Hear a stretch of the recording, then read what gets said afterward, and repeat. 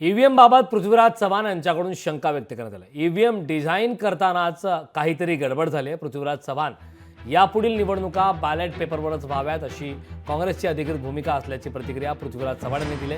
लोकांच्या मनातील शंकाचं निरसन झालं पाहिजे असं देखील पृथ्वीराज चव्हाण यांनी म्हटलं।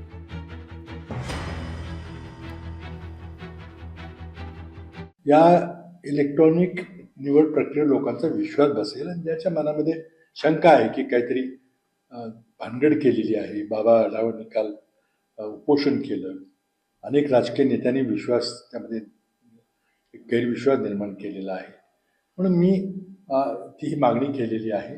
आता ती मागणी मान्य होईल की मला माहिती नाही, पण मी एक नागरिक म्हणून मी त्या ठिकाणी मागणी करतो की तुम्ही या ठिकाणी जनतेच्या मनामध्ये इलेक्ट्रॉनिक वोटिंग मशीनचा बद्दलचा विश्वास निर्माण करण्याकरता सर्व विवेकाची मागणी करा।